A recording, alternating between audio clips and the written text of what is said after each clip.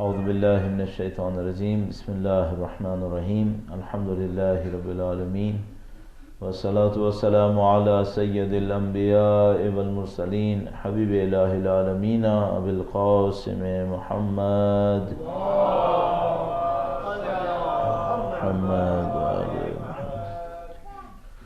وعلى آلہ الطیبین الطاہرین سیما بقیۃ اللہ فی الارضین قال اللہ تعالی فی کتابہ الکریم بسم اللہ الرحمن الرحیم ونريد أن نمن على الذين استضعفوا في الأرض ونجعلهم أئمة ونجعلهم الوارثين۔ وقت کے امام کے حضور ادائے احترام کے لیے، ان کے ظہور کی تعجیل کی دعا کے لیے ایک بار پھر درود بھیجے گا محمد و آل محمد۔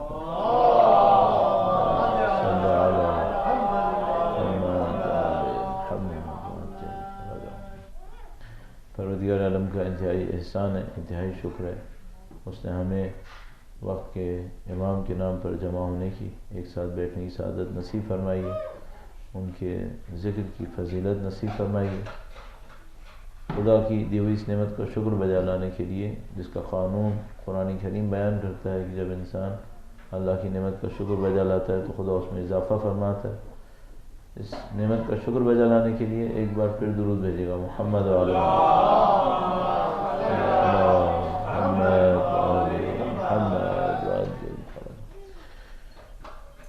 بنیادی طور پر جو شیڈیول اس وقت ہمارے پاس ہے، اس کے اندر ہمیں قدر لمبی مدت کے لیے بہت شیراز بھائی کی ہمارے عرائض پیش کرنے ہیں، لیکن یہاں پہ دو چیلنج ہیں۔ ایک چیلنج تو یہ ہے کہ بھائی وقت جو ہے وہ اتنا ہو گیا ہے، اور ظاہر ہے کہ آپ لوگوں کا ورکنگ ڈے ہے کل، آیا اس میں اتنا لمبا ہم نے عرض کرنا ہے یا نہیں کرنا۔ دوسرا چیلنج یہ ہے کہ اب تک بھی بچوں کو برداشت کرنے میں کافی دقت ہوئی ہے، اور وہ مسلسل اپنی صدائے احتجاج بلند کر رہے ہیں، اور بیچارے مشکلیں پھنسے ہوئے ہیں۔ تو میں ان کی مشکل کو کتنا بڑھاؤں کہ ایسا نہ ہو کہ وہ کہیں کہ بھائی ہم کس مشکل میں پھنس گئے، ابھی ختم ہی نہیں ہو کے دے رہا ہے معاملہ اور لوگ بولے جا رہے ہیں۔ لیکن بہرحال ان دو چیلنجز کو درمیان میں رکھتے ہوئے ہم نے حل یہ نکالا ہے کہ کچھ دیر ہم بولتے ہیں، اور اس کے بعد اس کی پروڈکٹیوٹی کو بڑھانے کے لیے آپ کی طرف پیش کریں گے کہ آپ کچھ سوال فرمائیے گا۔ اگر آپ کو ضرورت ہوئی، آپ کے ذہن میں کوئی سوال آیا تو آپ سوال کریں گے تو ہم بات بڑھا دیں گے، اور آپ کے ذہن میں سوال نہیں آیا تو آپ کی طرف سے یہ اشارہ ہوگا کہ بھئی اب بہت ہو گئی، اب معاملہ ختم ہو جانا چاہیے، تو ہم بھی اس کو اسی حساب سے ختم کر لیں گے۔ مشکل ہماری نہیں ہے، مشکل آپ کی ہے۔ درود بھیجے گا محمد و آل محمد۔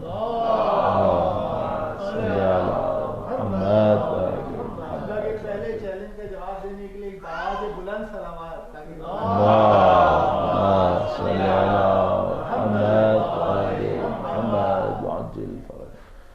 عزیزان محترم، کئی مناسبتیں ہیں وقت کے امام کی تشریف آوری کی مناسبت، اور ظاہر ہے کہ جس کو ہم 15 شعبان کے جشن سے تعبیر کرتے ہیں۔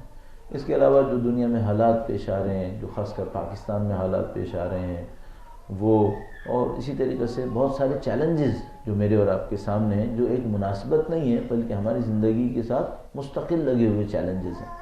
تو یہ وہ تمام چیزیں ہیں کہ جو انسان کو ڈائریکشنز دے رہی ہوتی ہیں کہ کس موضوع کا انتخاب کیا جائے، کس کے اوپر بات کی جائے۔ تو میں اسی طرح کے ایک موضوع سے شروع کروں گا جس کا تعلق ان تینوں مباحث سے ہو سکے۔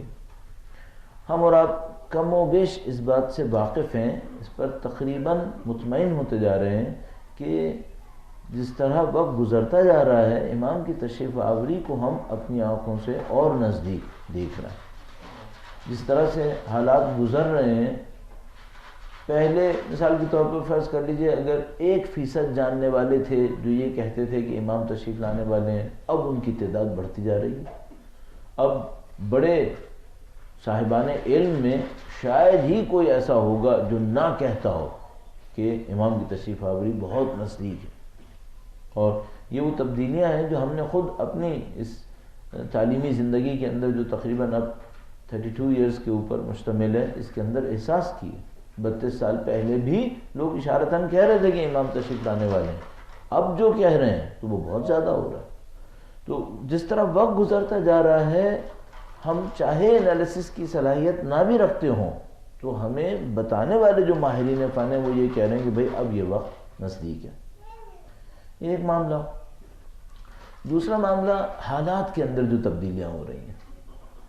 حالات میں جو تبدیلیاں ہو رہی ہیں وہ ہمیں خود بخود اس طرف لے کے چل رہی ہیں کہ امام کی تشریف آوری نزدیک ہے. میں علائم ظہور کے اوپر عرائض پیش نہیں کروں گا، جو بہت انٹرسٹنگ ٹاپک ہوتا ہے. یہ ٹاپک شاید آج کے زمانے میں سب سے زیادہ دلچسپ موضوع ہوتا ہے لوگوں کے لیے جب آپ ظہور کی علامتوں کے اوپر بات کرتے ہیں، لیکن میں اس کے اوپر گفتگو نہیں کرنا چاہ رہا ہوں. میں جو گفتگو کرنا چاہ رہا ہوں وہ اس طرح سے ظہور کے موضوع سے نزدیک آ رہی ہے کہ جیسے ہی وقت ظہور نزدیک آ رہا ہے، اس کا مطلب ایک اور بھی ہے، آپ کا چیلنج بھی بڑھتا چلا جائے گا. آپ کی زندگی میں دین کے راستے پر چلنے کے جو چیلنجز ہوں گے وہ اور زیادہ کمپلیکیٹڈ ہوتے چلے جائیں گے. اچھا، اب وہ جو چیلنج بڑھ رہے ہیں ان چیلنجز کے اندر ماڈرنائزیشن کو اضافہ کر دیجئے، جنریشنز کی گیپ کو اضافہ کر دیجئے، اسی طرح سوسائٹی کی کمپلیکیشنز کو اضافہ کر دیجئے، تو پھر ہمیں اپنے آپ سے ایک سوال پوچھنا ہوتا ہے، وہ یہ کہ بھئی ہم لوگ اس چیلنج کے لیے تیار ہیں کیا جس سے ہم فی الحال گزر رہے ہیں؟ یعنی امام تشریف لائیں گے، ہم امام کی نصرت کریں گے، سر آنکھوں پر ایمان کی حفاظت کر لیں گے.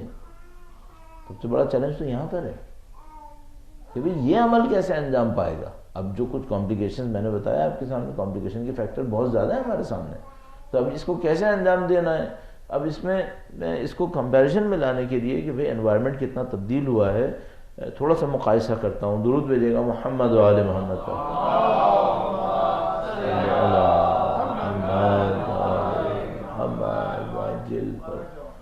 صرف مثال کے طور پر بچوں کی تربیت کو لے لیجئے، صرف اس ایک موضوع کے اوپر کہ بچوں کی تربیت میں جو ڈائنامکس میں چینج آیا ہے وہ کیا چینج ہے.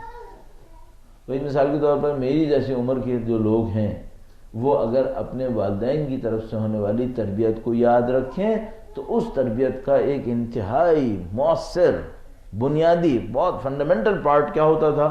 وہ ہوتا تھا سختی. جو کہہ دیا وہ کر دو، اور چوں کرنے کی کوئی گنجائش نہیں ہے. تو مثال کے طور پر اس زمانے میں تربیت کا جو سب سے بڑا فاؤنڈیشن تھی، بنیاد تھی، وہ یہ تھی کہ بھائی تھوڑی سختی دکھانی ہے. اچھا، تعلیم میں بھی ایسے ہی تھا. اسکولوں میں چلے جائیے، وہاں ایک محاورہ مشہور تھا جو استاد کو بچہ دیا جاتا تھا. پہلے زمانے میں اسکولز نہیں ہوتے تھے اس طرح سے جیسے فارمل اسکولز ہوتے تھے.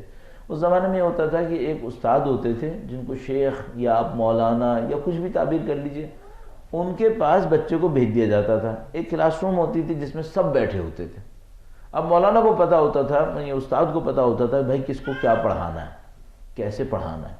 جس زمانے میں کلاس رومز وغیرہ نہیں ہوتے تھے، البتہ ظاہر ہمارے زمانے تک آتے آتے کلاس رومز وغیرہ بن چکے تھے اور اسکولز ہو رہے تھے، لیکن محاورہ مشہور تھا. وہ کیا کہتے تھے؟ گوشت تمہارا ہڈی ہماری. استاد سے کہتے تھے، پڑھانے والے سے کہتے تھے گوشت تمہارا ہڈی ہماری. یعنی کیا مطلب؟ اتنا مارو کہ گوشت اتر جائے یہ کوئی مسئلہ نہیں ہے، ہڈی نہ توڑنا، بس ہڈی بچ جائے. کیونکہ پھر ہڈی کو جوڑنا کافی مشکل کام ہوتا تھا اس زمانے میں. کہاں کوئی پلاسٹر ملے گا؟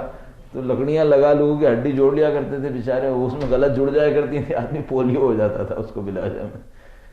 یوں لگتا تھا. اچھا، یہ مذاق نہیں ہے، یہ واقعاً تھا ایسا. تو جو گھر میں تربیت ہو رہی تھی اس کی بنیاد تھی سختی، اور جو تعلیم دی جا رہی تھی اس کی بنیاد تھا ڈنڈا. صحیح ہے؟ اب یہ ہوگا، کر کے دیکھ لیں. آپ بھی نہیں مانیں گے، آپ کے بچے تو دور کی بات ہے، آپ بھی نہیں مانیں گے. اگر آپ ہی کی عمر کے لوگ، مثال کے طور پر جو میرے بچوں کی سی عمر کے لوگ ہیں، اگر ان کے ساتھ میں یہ کروں وہ بھی نہیں مانیں گے. اب یہ کمپلیکیشنز ہیں، ڈائنامکس چینج ہو گئے ہیں، روٹینز چینج ہو گئے ہیں، لوگوں کی ایکسپیکٹیشنز تبدیل ہو گئی ہیں. صحیح ہے؟ تو صرف ایک بچے کی تربیت کے معاملے میں اب مثال کے طور پر کیا کرنا ہے؟ پہلے تو بھائی بنیاد تھی سختی، اب کیا ہے؟ اب سختی بنیاد نہیں ہے، اب ایک بہت بڑی بنیاد ہے. وہ کیا کہ آپ اپنے بچے کو کنونس کر سکے. بنیاد یہاں پر ہے. جو بھی کام کروانا ہے پہلے یہ بتاؤ بچہ کنونس ہے. اگر وہ کنونسڈ ہے تو وہ خود سے کر لے گا. آپ کو کہنے کی بھی ضرورت نہیں ہے. اور اگر وہ کنونس نہیں ہے تو پھر آپ ڈنڈا تو خیر چھوڑ دیجئے، سختی بھی دکھائیں گے تو بھاگ جائے گا، نہیں کرے گا. اور امریکہ اور انگلینڈ اور یورپ وغیرہ میں تو کچھ بھی نہیں کرنا، اس کو ایک فون کال کرنا ہے، دیٹس اٹ. آپ گئے اور وہ بھی گیا بیچارہ، وہ بھی گیا. تو یہاں بالکل ڈائنامکس چینج ہو گئے نا، کام ہی تبدیل ہو گیا.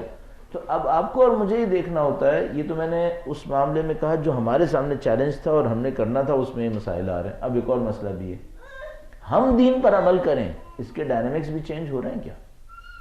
ہاں، ہم دین پر عمل کریں. دوسرے دین پہ عمل کروں کی بات نہیں کر رہا. ابھی میں بہت زیادہ اس بات کے اوپر سوچنے لگا ہوں، میرے دین کا کیا ہوگا؟ دوسروں کا جو ہوتا ہے ہوتا رہے، میرے دین کا کیا ہوگا؟ محاورتاً کہہ رہا ہوں دوسروں کا ہوتا رہے. لیکن مجھے یہ لگ رہا ہے کہ سب سے امپورٹنٹ یہ ہے کہ جو ہمارے اپنے اندر دین ہے، کیا اس پر عمل کرنے کے ڈائنامکس بھی چینج ہو رہے ہیں؟ ہاں، اس کے اوپر بھی چینج ہو رہے ہیں. کیسے چینج ہو رہے ہیں؟ چند مثالیں عرض کروں گا. درود بھیجے گا محمد و آل محمد صلی علی محمد و آل محمد. ایک سادہ سی بات ہے، وہ یہ کہ مجھے یاد ہے جب میں بچپنے میں تھا تو میری والدہ مجھ سے کہتی تھی، بیٹا سونے سے پہلے اگر آیت الکرسی پڑھ کے تالی بجا دو تو جہاں تک آواز جاتی ہے کوئی چور اندر نہیں آتا. صحیح. اچھا، بچے نے سن لیا تو وہ کیا کرے گا؟ وہ کہے گا کہ اس میں کون سی دلیل ہے، اس میں کون سی آرگومنٹ ہے، یہ کرے گا نہیں. جو کہہ دیا، سن لیا، اس نے بھی اپنے بچوں کو یہی سکھانا ہے. کوئی دلیل کی ضرورت نہیں ہے، کوئی آرگومنٹ نہیں چاہیے. اطاعت، فرما برداری اور تسلیم، یہ ہمارے دین کی خاصیتیں ہیں. تو جو ہمارے والدین نے ہمیں سکھا دیا ہم نے سیکھ لیا، اور جو ہم نے سیکھ لیا وہ اپنے بچوں کو سکھا دیا. نسلاً بعد نسلاً یہی چل رہا ہے. صحیح ہے. آج میں دین پر عمل کرنے لگوں اور کوئی مجھ سے کہے تمہارے والد نے تم سے یہ کہا تھا اس لیے کر لو، تو میں کر لیتا ہوں. میں خود نہیں کرتا. کوئی مجھ سے یہ کہے تمہارے والد والدہ نے یہ بتایا تھا، میں نہیں کرتا. کیوں؟ میں کم سے کم یہ سوچتا ہوں کہ بھئی میں قوم گیا تھا، میں طالب علم تھا، مجھے دین کو اپنے ریسورسز سے لینا چاہیے بجائے یہ کہ میں بیچ میں کسی اور سے لوں. میں اپنے دین میں پڑھ سکتا ہوں تو میں وہاں سے کیوں نہ لوں؟ تو میں وہاں جا کے دیکھوں گا کہ بھئی یہ دین میں تھا بھی یا نہیں تھا. میں یہ کروں گا، میرے بچے کیا کریں گے؟ 100% یہی کریں گے، اس سے بڑھ کے کریں گے. وہ یہ سوچیں گے، میں ان سے کہوں گا میں قم گیا تھا بھائی، تو وہ کہیں گے قم آپ اکیلے نہیں گئے تھے، سینکڑوں لوگ اور بھی گئے تھے. اور جو بات آپ کہہ رہے ہیں وہ دنیا میں سب نہیں کہہ رہے، کچھ لوگ آپ سے مختلف بھی کہہ رہے ہیں. بات یہاں سے شروع ہوگی. ڈائنامکس چینج ہو گئے. اچھا، بچے کو دین پہ کنونس کیسے کریں؟ اس زمانے میں یہ تھا، پہلے زمانے میں یہ تھا کہ بھائی بچے سے کہا دیکھو بیٹا خاندان کی عزت کا معاملہ ہے، دیکھو عید کے دن نماز پڑھ لینا. جتنے بھی تم نے سال میں ڈنڈے بجانے بجاتے رہو، یار عید کے دن خیال کرنا پورا خاندان جمع ہوگا، ناک کٹ جائے گی، نماز پڑھ لینا. اچھا، بچہ بھی سوچتا تھا چلو باقی دنوں میں جو کرنا ہے کر لیں، عید کے دن چچا کا بیٹا بھی آیا ہے، ماموں کا بچہ بھی آیا ہے، سب آئے، ہم میں بھی پہنچ گیا، کر لیا، کوئی مسئلہ ہی نہیں ہے. کیوں؟ یہ پاسبل ہی نہیں تھا کہ کوئی اس فیملی کے سیٹ اپ سے باہر نکلے، کوئی سوسائٹی کے بنے ہوئے پیٹرن سے باہر نکلے، یہ تو پاسبل ہی نہیں تھا. اچھا، آج کل کیا ہے؟ آج کل ہے انڈیویجولزم. ہر ایک کے ہاتھ میں ایک موبائل ہے، ایک پیڈ ہے، آدھی دنیا تو یہیں پر چل رہی ہے. باقی آدھی میں تکلفاً آگے پیچھے دیکھ لے گا کہ کیا ہوتا ہے. باقی آدھی دنیا تو یہیں پر ہے. اچھا، چچا کا بچہ کیا کر رہا ہے، ماموں کا بیٹا کیا کر رہا ہے، وہ بھانجی کیا کر رہی، کسی کو فرصت ہے؟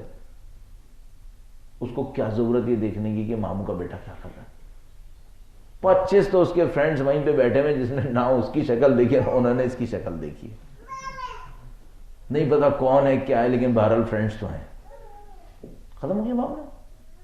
ڈائنامکس چینج ہو گئے ہیں. اچھا، اب سوال یہ ہے کہ بھائی میں دین کے اوپر عمل کیسے کروں؟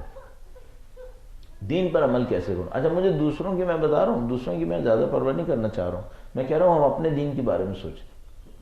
تو میں یہاں سے شروع کر رہا ہوں کہ دین پر عمل کرنے کی بنیاد کیا بن سکتی ہے. درود بھیجے گا محمد و آل محمد.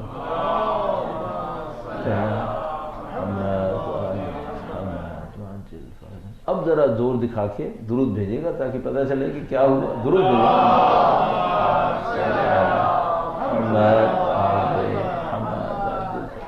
ہم لوگ جب تک ایسی باتیں کرتے ہیں نا جس میں دماغ پہ بہت بوجھ نہ دینا پڑے تو لوگ بڑی جمع کے درود بھیجتے رہتے ہیں.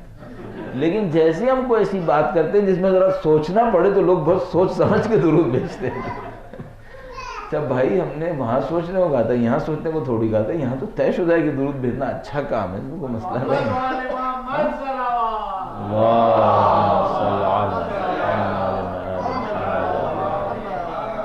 انصافاً بتا دوں, میں نے آپ سے اونچی آواز میں درود بھجوانے کے لیے جملات نہیں کہے تھے, میں نے آپ کو فریش کرنے کے لیے کہے تھے. صاف بات ہے. کبھی آپ یہ نہیں سوچے گا کہ مجھے اونچی آواز میں درود بھجوانا تھا, کیا فرق پڑتا ہے, کوئی ہلکی آواز میں بھیجے یا کوئی اونچی آواز میں بھیجے. یہ تو میں نے صرف اس لیے کہا تھا تاکہ آپ ذرا بوجھ سے باہر آ جائیں, چونکہ میں اب تھوڑا سا اور سنگین کرنے والا ہوں اسے.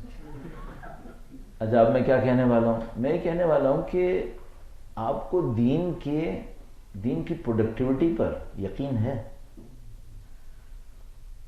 یا اس امید پر کر رہے ہیں کہ شاید یوزفل ہوگا. دو حالتیں ہوتی ہیں ہماری. ہم کچھ کام اس امید پہ کر رہے ہیں کہ شاید فائدہ ہوگا, اور کچھ کاموں کے بارے میں ہمیں 100% کانفیڈنس ہوتا ہے کہ یہی فائدہ مند ہے. اور یہ دو حالتیں بہت مختلف ہوتی ہیں. مثال کے طور پر ایک بچہ یونیورسٹی میں پڑھ رہا ہے, اور وہ بعض بچے بس پڑھ رہے ہوتے ہیں, بعض واقعاً پڑھ رہے ہوتے ہیں.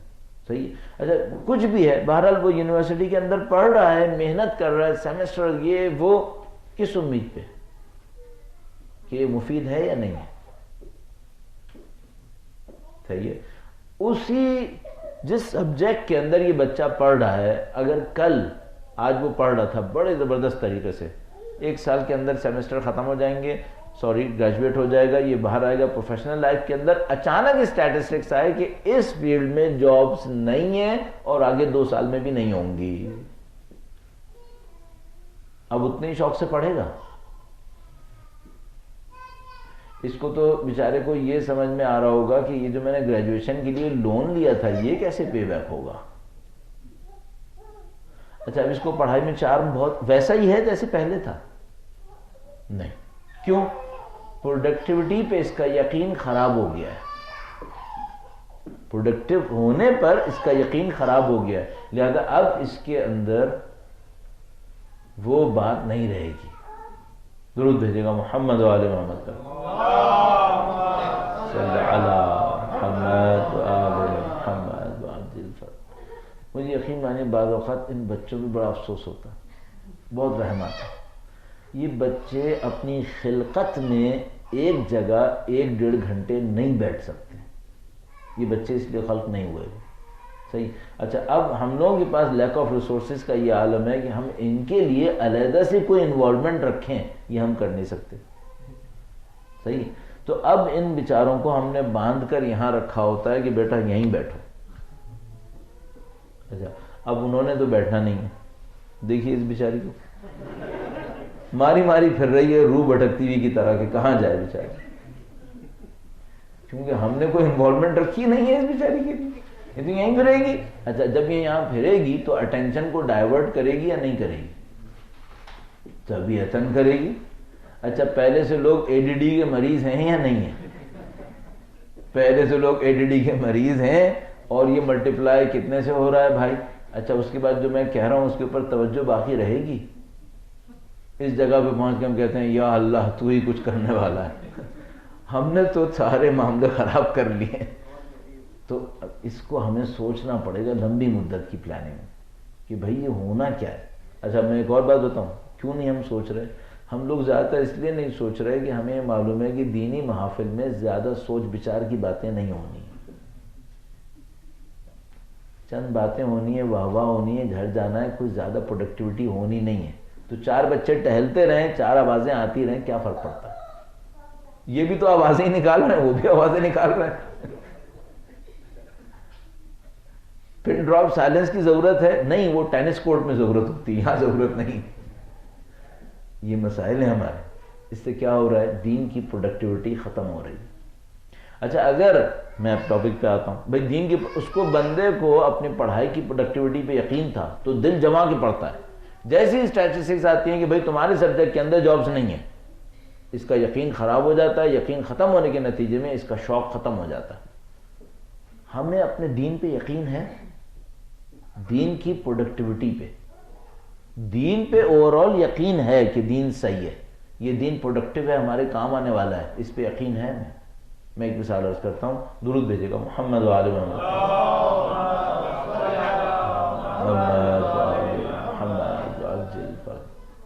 انصاف سے اپنی اپنی سوسائٹیز کو سوچئے گا. یہاں کی میں مثال فی الحال نہیں دے رہا، ابھی نہیں دے رہا ہوں، بعد میں کسی اور طریقے سے دے دوں. اپنی اپنی سوسائٹیز کو سوچے گا، پاکستان کو سوچتے ہیں، ہندوستان کو سوچ لیں. جو لوگ وہاں پہ زندگی گزار رہے ہیں انہیں یقین ہے کہ سچ یوزفل ہے. انہیں کیا اس کا یقین ہے کہ سچ فائدہ مند ہے، سچ سے ان کو فائدہ ہوگا؟ انہیں یقین ہے اس بات کا؟ نہیں. انہیں کس بات کا یقین ہے؟ جھوٹ پہ فائدہ ہے. یقین ہو چلا ہے کہ جھوٹ میں فائدہ ہے. انسان جس چیز میں فائدہ دیکھتا ہے نا وہی کرتا ہے، خود سے کر دیتا ہے، کہنے کی بھی ضرورت نہیں ہے. انہیں یقین ہو چلا ہے کہ جھوٹ میں فائدہ ہے. اچھا اب میں آپ سے ایک سوال پوچھنا چاہ رہا ہوں، آپ کو دین کی تعلیمات پر یقین ہے کہ فائدہ ہے؟ اگر یقین ہے تو دین پر عمل کرنے میں کوئی دشواری نہیں ہوگی. اور اگر دین کی تعلیمات پر اتنا یقین نہیں ہے تو میں پھر عرض کروں گا ایک ایک حکم دین کا یہاں پر پہنچ کے اٹک جائے گا. یہ کیسے ہوگا؟ جیسے فجر کی نماز ہمارے گلے میں اٹک گئی ہے، ہماری سوسائٹی گلے میں اٹک گئی فجر کی نماز. نہ یہ کہہ پا رہے ہیں کہ نہیں پڑھوں گا، نہ یہ کر رہا ہے کہ ڈھنگ سے پڑھ ہی لے. معاملہ خراب ہو گیا. کیوں خراب ہو گیا؟ اس کی کارآمد ہونے پہ یقین نہیں ہے. یہ سمجھ رہا ہے میں اگر فجر کی نماز پڑھنے کھڑا ہوا نا تو میری نیند خراب ہو جائے گی اور یہ میرا لاس ہے. اچھا اگر کہیں اس کو یہ پتا ہوتا کہ اگر فجر کی نماز پڑھنے کھڑا ہوگا تو اس کی تنخواہ میں اسی مہینے 10% اضافہ ہو جائے گا، پڑھتا ہے یا نہیں پڑھتا؟ تہجد بھی پڑھ لیتا، فجر کی نماز تو دور کی بات، تہجد بھی پڑھتا، سارے کام کر لیتا ہے. اور آپ کہیں گے نہیں بھائی شاید کرتا نہیں کرتا. نہیں بھائی یہ یقیناً کر لیتا، چونکہ جب ہمیں 10% اپنی سیلری میں انکریمنٹ لگوانا ہو، جو یہاں تو خیر 10% لگتا نہیں، پاکستان میں لگ جاتا ہے کیونکہ وہاں انفلیشن بہت زیادہ ہے.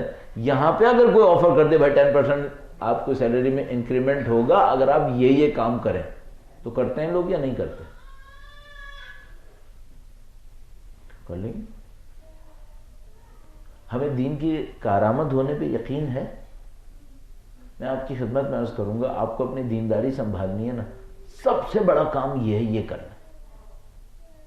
آپ کو دین کے جس پارٹ پر عمل کرنا ہو پہلے اچھی طرح بیٹھ کر یہ سوچ لیں اس میں فائدہ ہے تو کرنا ہے، ورنہ کیا فائدہ، ورنہ کیا. اب دیکھیے ایک اور مثال آپ کی خدمت میں عرض کرتا ہوں. درود بھیجیے گا محمد و آل محمد.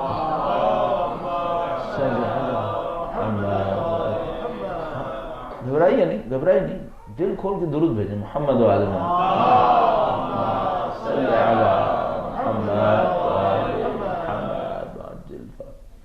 بھائی ماہ شعبان کے اندر استغفار کرنے کا ثواب ہے یا نہیں ہے؟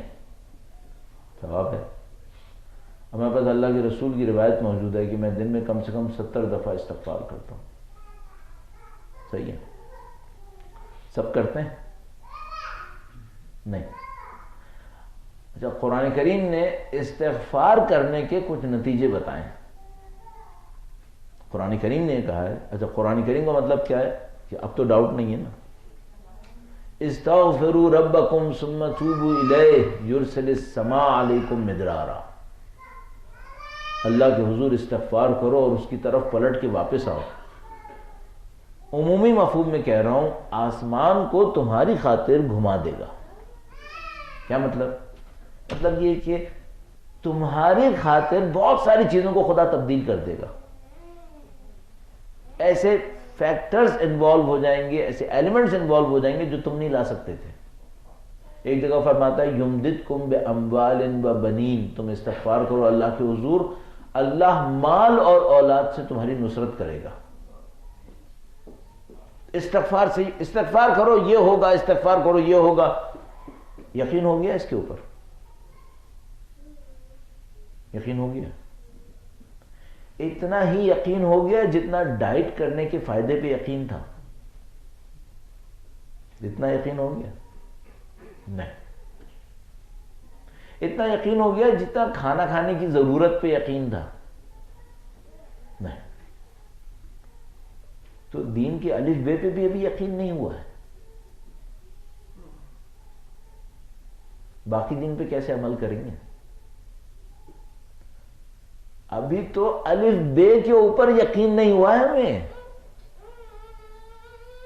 کہنے کو تو ہے یقین, قرآن ہے, اس سے بڑھ کے کیا ہو سکتا ہے, لیکن پریکٹس بھائی, پریکٹس.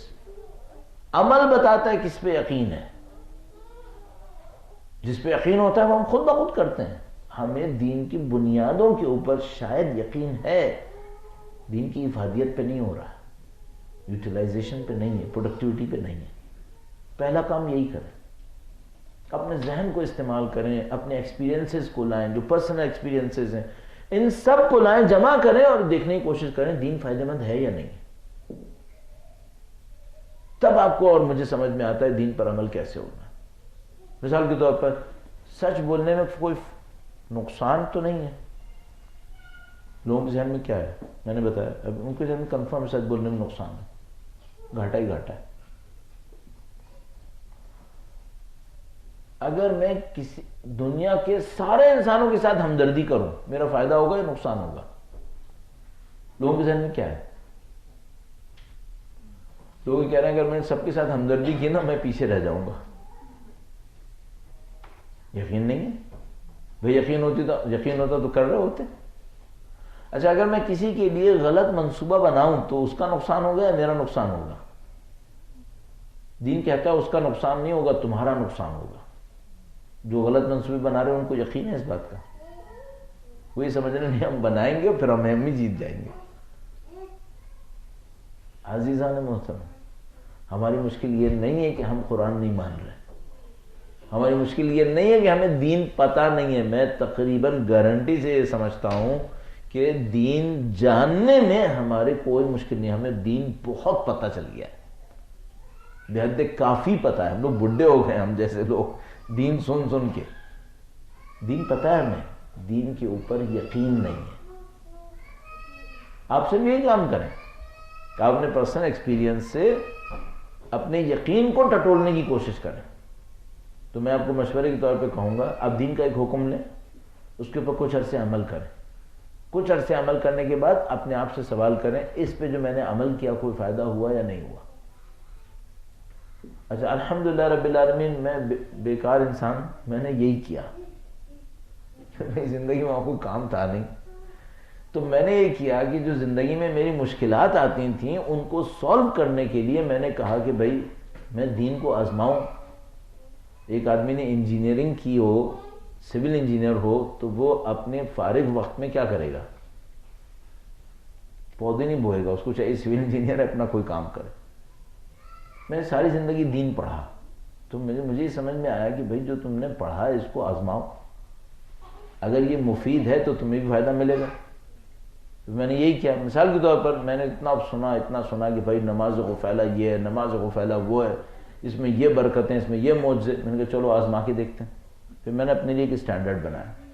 میں نے کہا بھائی میں جو کام بھی ٹیسٹ کروں گا اس کو 1 سال تک ٹیسٹ کے فیز میں رکھوں گا, کیونکہ میں نے روایتوں میں پڑھا کہ اس میں لکھا تھا کہ تم جو بھی کام کرو اس کو 360 دن تک کرو گے تو تمہارے اوپر اثر پڑے گا. ایک سمبولک ایکسپریشن تھا اس کا کہ تمہارے جسم میں 360 رگیں ہیں, جب تم کسی عمل کو انجام دیتے ہو 360 دن تک تو اس کے اوپر اس کا اثر تمہارے وجود پہ پڑتا ہے. تو میں نے کہا بھائی جو کام بھی کرنا ہے نا 360 دن تو بھول جاؤ, 1 سال کرنا ہے. اچھا میں نے نماز غفیلہ کو ٹرائی کرنا شروع کیا کہ بھائی میں نماز غفیلہ پڑھتا رہوں 1 سال تک ہر روز بغیر ناغے کے پڑھوں، کیا ہوگا؟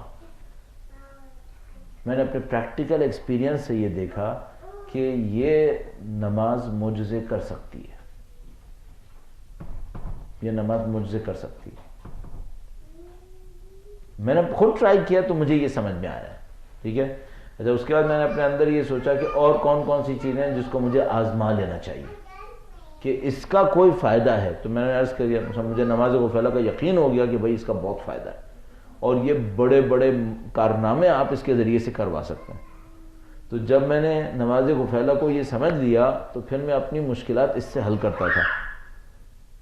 کرتا تھا۔ تو کبھی اگر میرے اوپر مشکل عشاء کی نماز پڑھنے کے بعد آتی تھی تو میں سوچتا تھا اب 24 گھنٹے لڑنا پڑے گا، چونکہ ابھی 24 گھنٹے بعد غفیلہ کا ٹائم آئے گا۔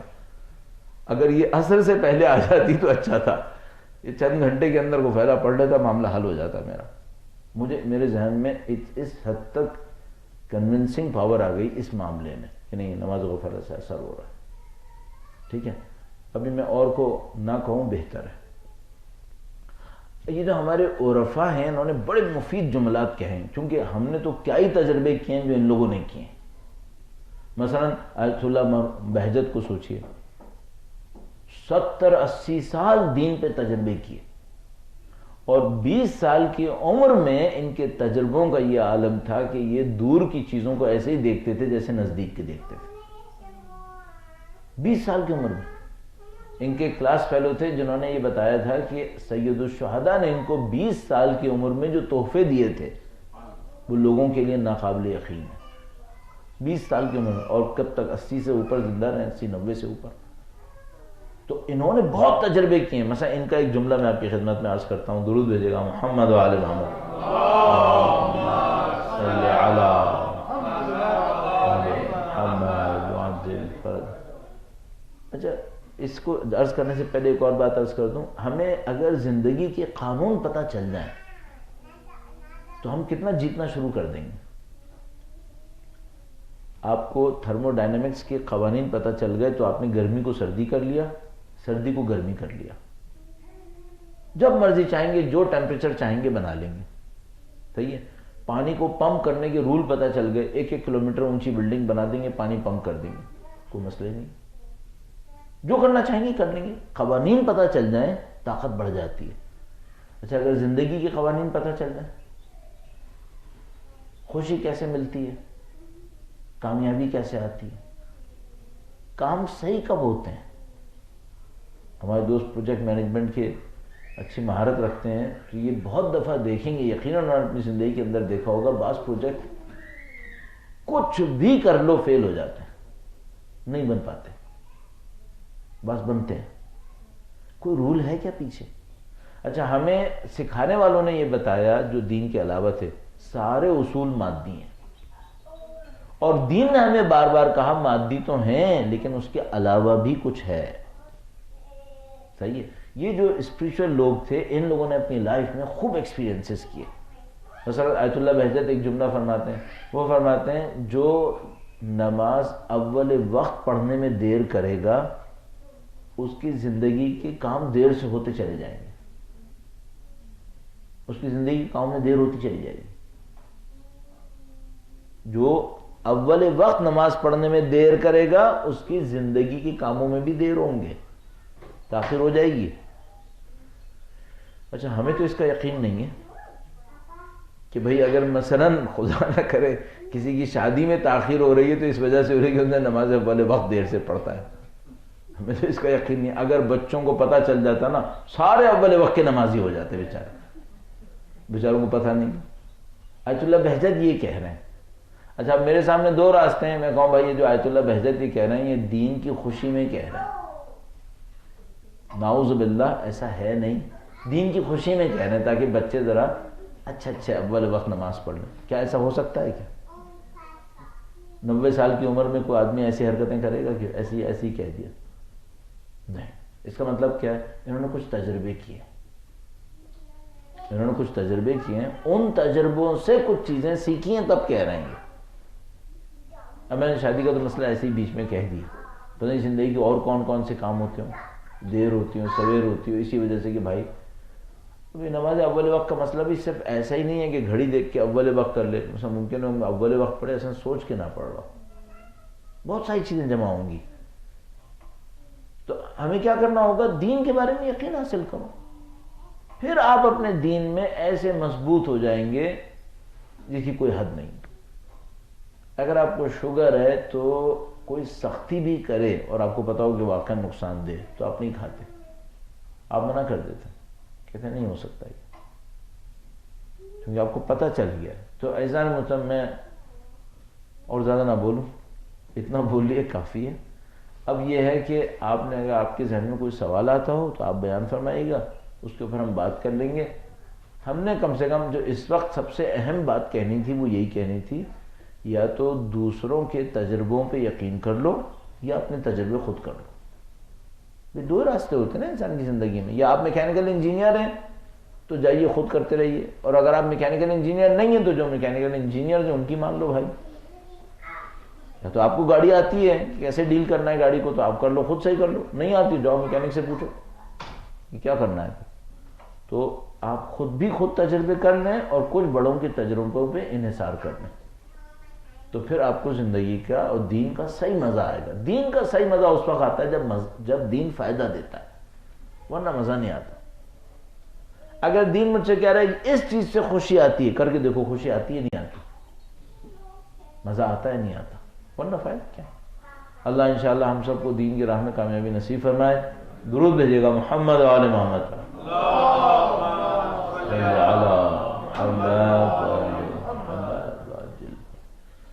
جی سر.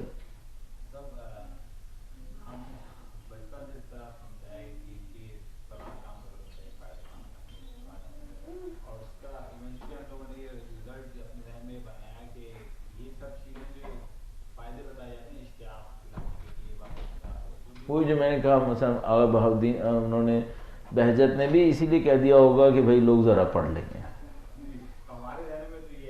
ہاں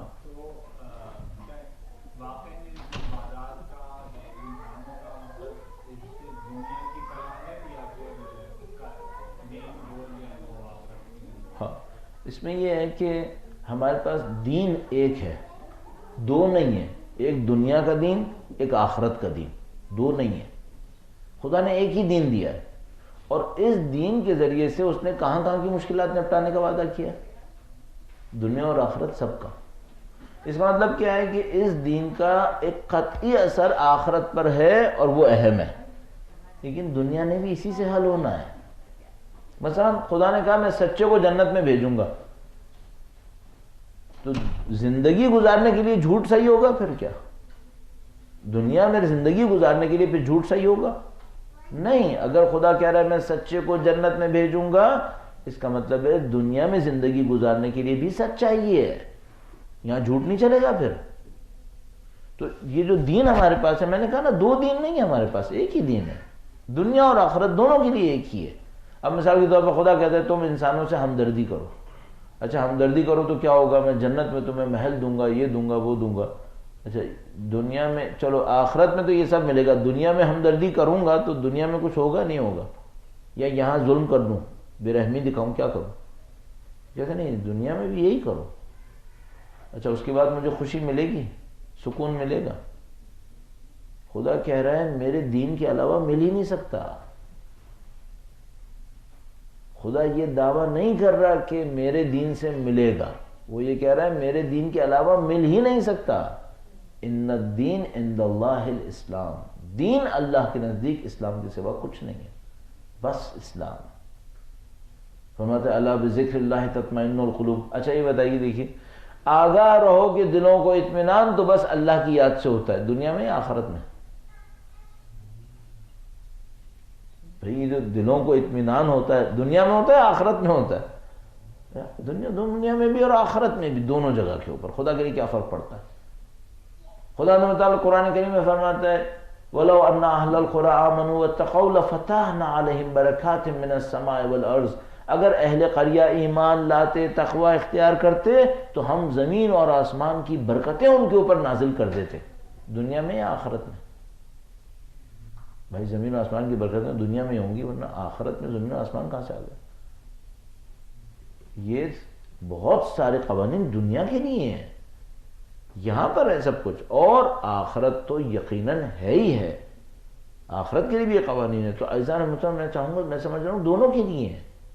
مثال کے طور پر جب ایسی میں عرض کر رہا ہوں، بعض اوقات ہمارے سامنے بالکل واضح اہل بیت نے ارشاد فرمایا ہے کہ تمہاری دنیا کے لیے بھی ہے، دنیا کے لیے بھی ہے۔ دیکھیے یہ قانون، دیکھیے اللہ کے رسول نے ارشاد فرمایا، میرے خیال میں بہت صریح ہے یہ روایت۔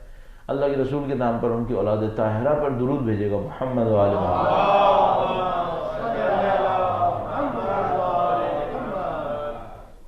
اس میں آپ کا جو ایک ذہن کے پس منظر میں خدشہ ہے وہ بھی دور ہو جائے گا اس روایت سے۔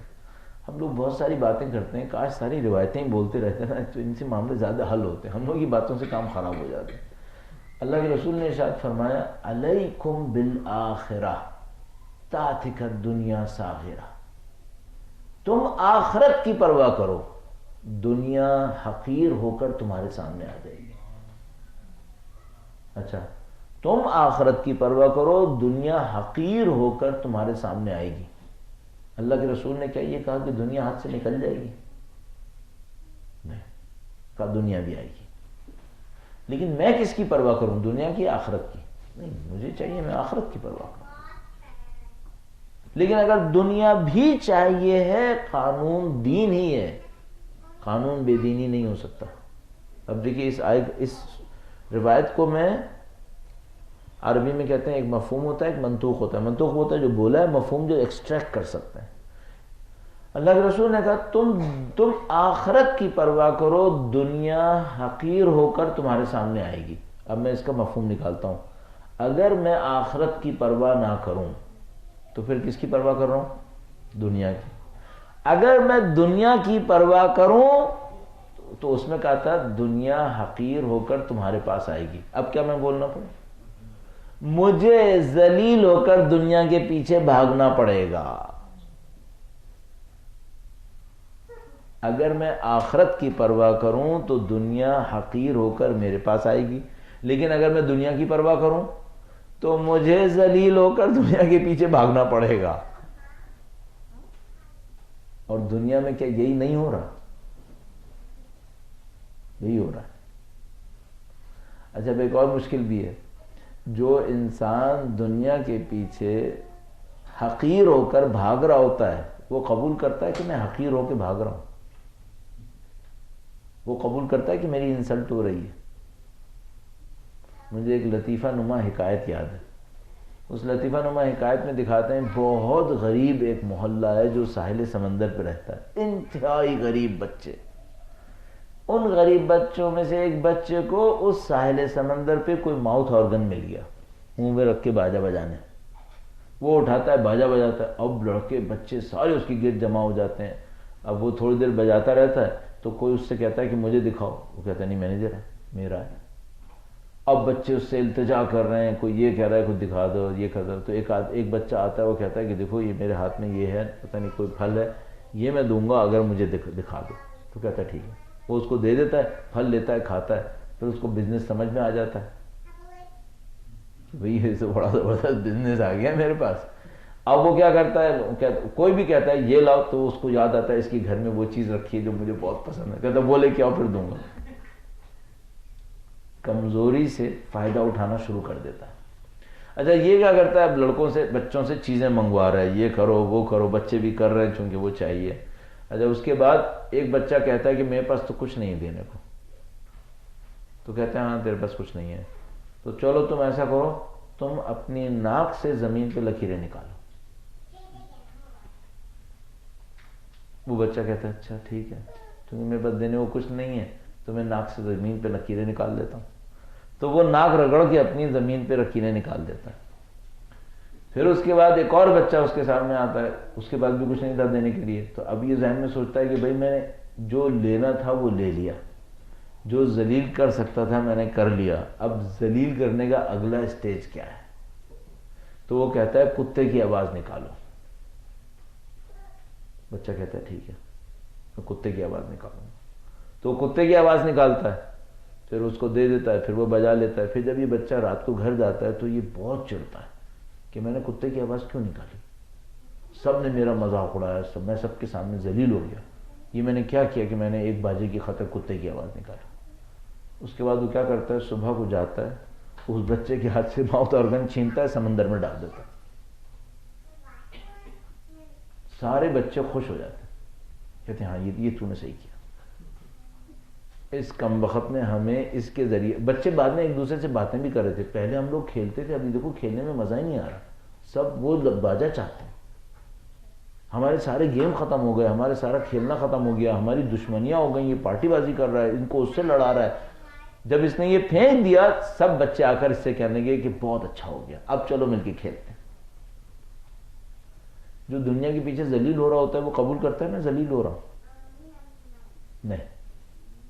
کبھی ذہن میں بھی آتا ہے نا تو پھر ایک اور کام کرتا ہے. میں ایک اور لطیفہ سناتا ہوں آپ کو، چونکہ رات کا وقت ہے، اب آپ کہاں کو میں آپ کو تھکاتا پھروں گا. تو اس میں یہ ہوا کہ اسٹیل مل میں، یہ پریکٹیکل بات ہے بالکل، اسٹیل مل میں ایک نیا ڈائریکٹر آیا، بہت پہلے کی بات ہے، نیا ڈائریکٹر آیا. اب وہ جو نیا ڈائریکٹر آیا وہ ہمارے پاکستان کے ایک ایسے علاقے سے آیا جو لوگ اگر بات کرتے ہیں تو 5-10 مستحبی گالیاں ویسے ہی سنا دیتے ہیں. تو وہ اس علاقے سے اٹھ کے آیا.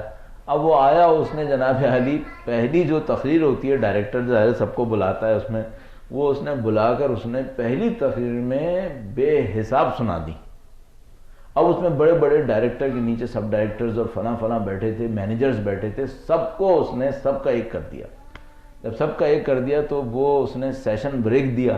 بریک دینے کے بعد ایک مینیجر جو تھا وہ بیچارہ سر جھکائے بیٹھا تھا، بڑا ڈپریسڈ. تو دوسرا آیا، کہنے لگا کہ بھائی کیا ہوا؟ کہنے لگا یار حد ہوتی ہے کوئی شرافت کی، آخر اتنا ذلیل کیا ہے اس گدھے نے، اتنی گالیاں سنائی ہیں. کہنے لگا بھائی اجتماعی بےزتی بھی کوئی بےزتی ہوتی ہے؟ تیری اکیلے تھوڑی سب کی ہوئی ہے، اجتماعی بےزتی کوئی بےزتی ہوتی ہے؟ یہ دنیا کی حقارت کو ایکسکیوز کی صورت میں لانے کا بہت اچھا ایک طریقہ ہے. پھر سب حقیر ہو رہے ہیں، کوئی بات نہیں، ہم بھی ہو گئے تو کیا ہوا، اجتماعی بےزتی کوئی بےزتی ہوتی ہے. اب ہماری خوبی، ہمارے پاس آسانی یہ ہے کہ اس اجتماعی بے عزتی کے مقابلے میں ہمیں اہل بیت نے کچھ اخلاق دیے ہیں، اور چونکہ ہم ان کے اسکول آف تھاٹ سے وابستہ ہیں، ہم سب چیزوں پہ کمپرومائز کر سکتے ہیں، لیکن ان کے اخلاق کو نظر انداز نہیں کر سکتے. اور ان کے اخلاق ہمیں بار بار سکھاتے رہتے ہیں، پنچ کرتے رہتے ہیں، دیکھو یہ صحیح نہیں ہوا، یہ غلط کر دیا، ایسے نہیں کرنا تھا. فقیر بھی تھے تب بھی یہ نہیں کرنا تھا. مجھے سمجھ میں آتا ہے کیوں اللہ نے 12 امام بھیجے، تاکہ ایک امام کے پاس دولت ہو تو وہ بتائے دولت مندوں کو کیا کرنا ہے، ایک کے پاس پیسہ نہ ہو تو وہ بتائے فقیروں کو کیا کرنا ہے. ایک قید خانے میں ہو، ایک لشکر کا سردار ہو، ایک دعاؤں سے سکھائے، ایک علم سے سکھائے، ایک ہنر سے سکھائے، ہر طرح سے لوگوں کو سکھائے. تو مثلا اہل بیت نے ہمیں سکھایا کہ بھائی جب فقیر بھی ہو تو تمہیں کیسے کرنا ہے، تو ہم پہ اسٹینڈرڈس ہمارے پاس موجود، تو ہم یہ سمجھ میں آتے ہیں. درود بھیجے گا محمد و آل محمد، صلی علی محمد و آل محمد وعجل. اور کوئی سوال؟ اللہ آپ کے کاموں کو قبول فرمائے انشاءاللہ. اور ایک چلیے، میں ایسے موقعوں کے اوپر جب میں دیکھ رہا ہوتا ہوں کہ میرے اندر کچھ، میں سوچ رہا ہوں نہیں ابھی کچھ مجھے بولنا چاہیے، تو میں ڈھونڈ رہا ہوتا ہوں اپنے ذہن میں، اچھا آخری نقطہ کیا بولوں، آخری نقطہ کیا بولوں. تو آپ درود بھیجیں تو میں آخری نقطہ سلیکٹ کر لوں گا اتنی دیر میں کہ مجھے کیا بولنا چاہیے. درود بھیجے گا محمد و آل محمد، صلی علی محمد. اس دوران میں مجھے سمجھ میں آ گیا کہ بھائی مجھے آخری بات کیا کرنی چاہیے. آخری بات مجھے یہ سمجھ میں آئی ہے، ہماری زندگی کے اندر کچھ چیزیں ہیں جو میں نے عرض کیا کہ گھسٹ کے سیکھی ہیں. کچھ لوگوں کو خدا یوں ہی سکھا دیتا ہے، کوئی اتنا بڑا کام کرتے ہیں، خدا اچانک ان کے دل کے اوپر دین کی نورانیت بھیج دیتا ہے. کچھ لوگ ایسے ہوتے ہیں، بڑے بڑے عرفاء ایسے بنتے ہیں. اچھا ہم لوگ کے جیسے لوگ جو ہوتے ہیں ان کے اوپر کوئی ایسی اضافی نعمت نہیں برس رہی ہوتی، تو ہم لوگوں کو گھسٹ کے اگر سیکھ پائیں تو راستہ یہ ہوتا ہے کہ بھئی تم ٹھیک ہے محنت کرو، تو کوئی ایسی اضافی نورانیت نہیں آ رہی کوئی، محنت کرو محنت کرو. اب اس میں کر گئے تو کر گئے, نہیں کر گئے تو نہیں کرے, ہمیں کیا پتا. لیکن اب ان میں سے ایک چیز مجھے سمجھ میں آئی ہے, وہ یہ کہ جو تم دوسروں کو دو گے وہی تمہیں ملے گا. احترام دو گے احترام ملے گا, گالیاں دو گے گالیاں ملیں گی, عزت دو گے عزت ملے گی, خوشی دو گے خوشی ملے گی, غم دو گے غم ملے گا. جو دوسروں کو دو گے وہی ملے گا. کم ہو کے ملے گا یا بڑھ کے ملے گا؟ بڑھ کے ملے گا ہمیشہ. اچھے اچھے میں یہ چلتا ہے یا گندے گندے میں بھی یہی چلتا ہے؟ دونوں میں یہی چلتا ہے. خوشی دو گے خوشی ملے گی, کم ہو کے یا بڑھ کے؟ بڑھ کے. اور غم دوں گا تو کیا ملے گا؟ غم. کم ہو کے یا بڑھ کے؟ بڑھ کے. کسی کی مدد کروں گا تو میری مدد کرنے والے بڑھ جائیں گے. میں ایک کی مدد کروں گا میرے کرنے والے 4 آئیں گے. میں اپنی آسانی میں مدد کروں گا, خدا مشکل وقت میں مدد کروائے گا. یہ مجھے سمجھ میں آیا کہ یہ دنیا اس قانون پہ چل رہی ہے. اچھا یہ بھی میں عرض کرتا چلوں, مجھے یہ بھی سمجھ میں آ رہا ہے ابھی کہ یہ صرف مومنوں کے لیے قانون نہیں ہے, کافروں کے لیے بھی یہی ہے, فاسقوں کے لیے بھی یہی ہے. اگر کسی فاسق نے بھی کسی فاسق کو خوشی دی تو اسے خوشی ملے گی. کسی کافر نے بھی کسی کافر کو خوشی دی اسے خوشی مل جائے گی. اس کا مطلب کیا ہے؟ کسی مہا کنجوس نے پیسے کمانے کے لیے بھی کسی کو پیسہ دیا, اسے پیسہ مل جائے گا. جو دوسروں کو دو گے وہ تمہیں مل جائے گا.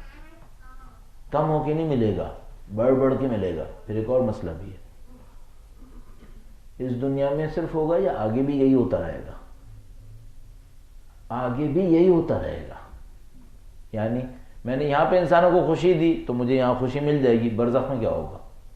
یہی خوشی برزخ میں بھی ملے گی, یہی خوشی آخرت میں بھی ملے گی. اچھا اگر میں نے کسی کو طنز دیے تھے پھر کیا ہوگا؟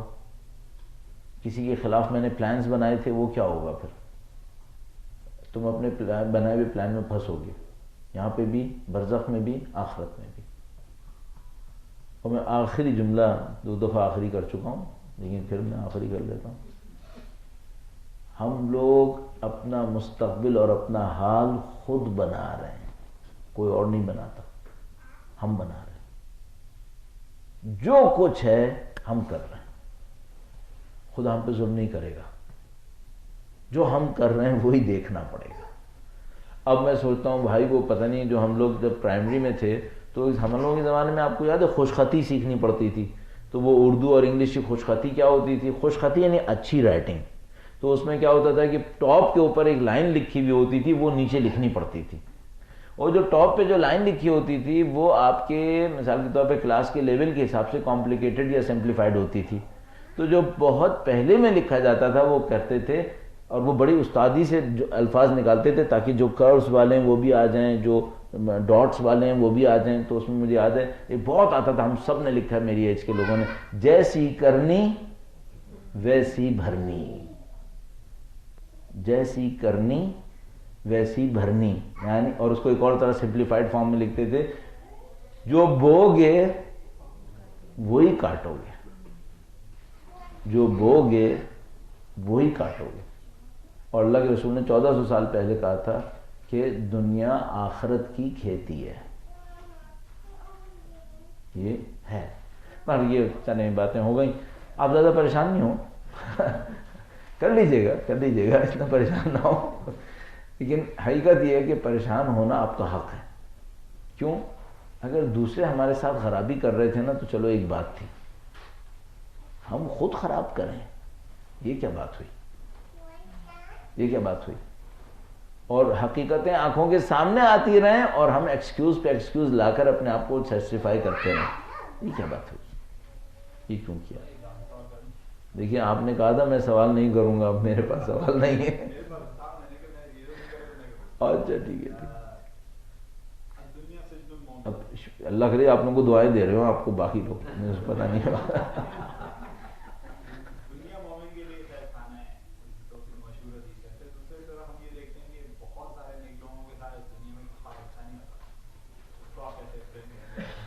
دیکھو بہت سمپلیفائڈ، ایک آدمی آیا امام کے پاس، دیکھا امام کے پاس بہت پیسہ ہے، اس کے پاس کچھ نہیں ہے، وہ کافر تھا. اس نے کہا آپ نے کہا ہے کہ دنیا سجن مومن ہے. امام نے فرمایا ہاں کہا. کہ آپ کے پاس اتنا پیسہ ہے اور میں کافر، میرے پاس کچھ نہیں ہے، تو کم سے کم آپ کے قول کے مطابق مجھے دنیا مل جانی چاہیے تھی. امام نے فرمایا تم ابھی مرو گے تو تمہیں پتہ چلے گا کہ یہ جو ہے نا یہ بھی کتنی بڑی چیز ہے، اور جب میں مروں گا تو مجھے جو تحفے ملنے ہیں اس پہ یہ میرے لیے سجن ہے. ایک اور بات عرض کرتا چلو، ایک تو یہ بات ہو گئی، تیزی سے میں نے کہہ دیا آپ کو سمجھیں. ایک اور بات یہ ہے کہ کچھ انسان اللہ سے کچھ دعائیں مانگ لیتے ہیں، کچھ نیک لوگ اللہ سے کچھ آرزویں رکھتے ہیں، ان آرزوؤں کے حصول کے لیے کچھ قربانیاں دینی پڑتی ہیں. اچھا وہ اس پہ خوش بھی ہوتے ہیں، گلہ بھی نہیں کر رہے ہوتے. اگر گلہ کریں تو خدا وہ قربانیاں نہیں لے گا، اگر شکوہ کریں گے تو خدا وہ قربانی نہیں لے گا. یہ بہت عجیب بات ہے. ایک آدمی زندان میں تھا، جیل میں. ایک تو ہر اردو کے ادبی لفظ کا اردو کی عام فہم ترجمہ کرنے میں اس کا مزہ ہی خراب ہو جاتا ہے. جو زندان کہنے کی بات تھی وہ جیل کہنے میں کہاں آتی ہے، لیکن کہنا پڑتا ہے، بچے کو پتہ ہی نہیں چلتا کسی کو. تو وہ ایک آدمی زندان میں تھا. مولا 7ویں امام کا دور تھا، درود بھیجے گا محمد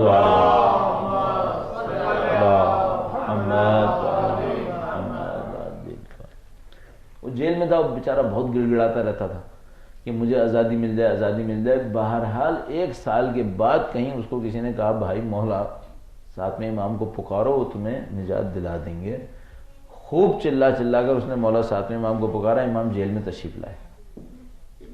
اس نے کہا کہ امام نے کہا کہ پوچھا اس نے آپ کیوں تشریف لائے؟ فرمایا میں تمہیں آزادی دلانے آیا. کہا آپ پہلے کیوں نہیں آئے؟ آپ پہلے کیوں نہیں آئے؟ امام نے فرمایا جو لب لباب یہ تھا کہ ہم چاہتے تھے کسی مقام پہ پہنچو، نہیں پہنچنا چاہتے، باہر نکلنا تو چلو باہر چل جاؤ، جو باہر چل جاؤ. خدا ہم سے یہ کہے گا تم نے مجھ سے کچھ لینا ہے نا، ثابت کرو کہ تم اہل ہو. اچھا میری اتنی سی مصیبت آئی اور میں نے خدا سے گڑ گڑا کے کہا خدایا اس کو تو ختم کر دے، تو خدا ختم کر دے گا.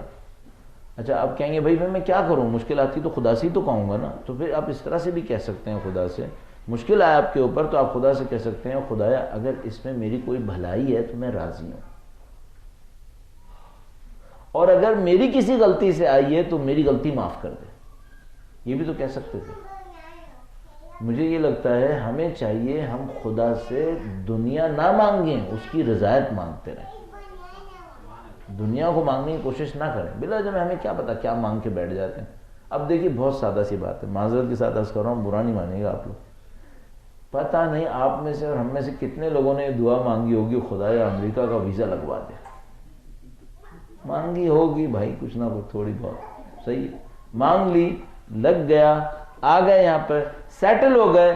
اب جو لاسز ہوں گے وہ کس کی دعاؤں کا نتیجہ ہے؟ اچھا اچیومنٹ بھی ہو سکتی ہے، یہ تھوڑی کہ جو امریکہ میں آ گیا وہ نعوذ باللہ تعالیٰ پھنس گیا اس کا ایک ہی راستہ بنے گا. بہت سارے لوگوں نے یہاں پہ آ کے دین کو اپنے تقویت دی ہے، یہاں پہ آ کے دین پہ محنت کی ہے. وہاں پہ ہوتے شاید نہ کر رہے ہوتے، لیکن میں کہہ رہا ہوں کہ خدا نہ کرے نعوذ باللہ اگر اس کا یہ نتیجہ نکلنا ہے تو کس کی دعاؤں سے نکلا ہے؟ تو خود مانگیے. اچھا اگر یہ مانگ لیتے تو بہتر نہیں تھا کہ خدایا میں تو کہہ رہا ہوں کہ امریکہ کا ویزا دے گے لیکن میری مصلحت میں نہ ہو تو پھر نہ دے. یہ بہتر نہیں تھی دعا؟ یہ بہتر لگ رہی ہے کہ بھئی خدایا میں اپنی طرف سے ایک چیز مانگ رہا ہوں لیکن میں راضی ہوں تیرے حکم کے اوپر. نہیں ہوں تو نہیں ہوں، کوئی مسئلہ نہیں ہے. اس کا مطلب میری مصلحت کوئی اور ہوگی. لیکن معمولاً ہم لوگ جب مانگنے کے اوپر بیٹھتے ہیں، ہاں اچھا اس میں بھی ایک پہلو ہے. بعض روایات میں ہم سے کہا ہے کہ مانگنے میں اصرار کرو، مانگنے میں اصرار کرو، لیکن کہ ہم سے یہ بھی کہا کہ مانگنے میں خدا سے ون سائیڈڈ مانگو؟ نہیں، یہ نہیں کہا. اصرار کرو کہا ہے کہ ہاں مانگو، مانگ لو، کوئی مسئلہ نہیں ہے. حتیٰ حضرت موسیٰ علیہ السلام سے روایت مروی فرمایا کہ جوتے کا تسمہ بھی مجھ سے مانگو. مانگنے میں کوئی مشکل نہیں ہے، مانگنے میں انسسٹ کرنا اس میں بھی کوئی مشکل نہیں ہے. لیکن مصلحتوں کے ساتھ کیوں نہیں مانگتے؟ ایک آدمی تھا میرے پاس آیا، کہنے لگا مولانا اگر میں خدا سے یہ دعا مانگوں کہ مجھے امام کے اوان و انصار میں بنائے، تو امام کے اوان و انصار تو بہت بڑا مقام ہے، نہیں ہے؟ میں نے کہا بھی بہت بڑا مقام ہے۔ تو اس نے کہا کہ اس کی یقیناً کچھ ایسی ریکوائرمنٹس ہوں گی جو میرے اندر ابھی نہیں ہوں گی۔ میں نے کہا ہاں ہو سکتا ہے۔ تو اس نے کہا اگر اللہ نے میری دعا قبول کر لی اور مجھے ان امتحانات میں ڈال دیا جن کو میں پورا نہیں کر سکتا تھا، پھر کیا ہوگا؟ تو میں نے کہا کہ بھائی تم عقل مندی سے مانگو، تم کو خدایا مجھے اوان و انصار میں قرار دے دے اور اس کے جتنے بھی تقاضے ہیں وہ بھی میرے اندر پورے کر دے۔ تو کہنے کا اچھا سمجھ میں آیا، پورا پیکیج مانگنا ہوتا ہے، ایک پیس نہیں مانگنا ہوتا، پورا پیکیج مانگنا ہوتا ہے۔ تو بھائی پورا پیکیج مانگو اللہ سے تاکہ یہ مشکلات ایسی نہ ہوں۔ اور یہ میں نہیں کہہ رہا ہوں، دوبارہ سے بارہ کہہ رہا ہوں، تیسری دفعہ پھر کہہ رہا ہوں کہ جو یہاں پہ آ گیا مصیبت میں پھنس گیا، نہیں ایسا نہیں، ہمیں اندازہ ہے زمین اللہ کی ہے، ہمیں اس بات کا اندازہ ہے یہ بارڈرز ہیں یہ انسانوں نے بنائی ہیں، زمین اللہ کی ہے۔ ہمیں یہ دیکھنا پڑے گا بھائی ہمیں دین کے معاملے میں کہاں پہنچنا ہے، جو آبجیکٹیوز تھے ہمارے وہ ملے یا نہیں ملے۔ اللہ قبول فرمائے، انشاءاللہ درود بھیجے گا محمد و آل محمد صلی اللہ علیہ وسلم۔ آخر میں آپ لوگوں کے خلوص کو دیکھتے ہوئے ہم دعا کر لیتے ہیں، آپ الہی آمین کہے گا، انشاءاللہ پروردگار عالم پورا فرمائے گا۔ پروردگار سے دعا کرتے ہیں اے خدایا تجھے واسطہ نبی اور اولاد نبی کا، ان کی نورانیت اور ان کی عظمت کا واسطہ ہے پاک پروردگار، ان کی نورانیت سے ہمارے دلوں کو منور فرما، دنیا اور آخرت میں اہل بیت کی ہمراہی نصیب فرما، ان کے چاہنے والے دنیا میں جہاں کہیں بھی ہیں ان کی جان مال عزت و آبرو ان کی دین کی حفاظت فرما۔ خدایا اہل بیت اطہار سلام اللہ علیہم اجمعین کے نقش قدم پر چلنے کی سعادت عنایت فرما، پرچم قرآن و اہل بیت کو دنیا کے کونے کونے تک پہنچانے کی سعادت نصیب فرما۔ اے پاک پروردگار وقت کے امام کے ظہور مبارک میں تعجیل فرما، ان کے لشکر کی تعداد میں اضافہ فرما، ان کے دشمنوں کو نیست و نابود فرما، ہماری زندگیوں کا اختتام ان کی نصرت کی راہ میں شہادت قرار فرما۔ ربنا تقبل منا انک انت السمیع العلیم بجاہ محمد و آلہ الطاہرین۔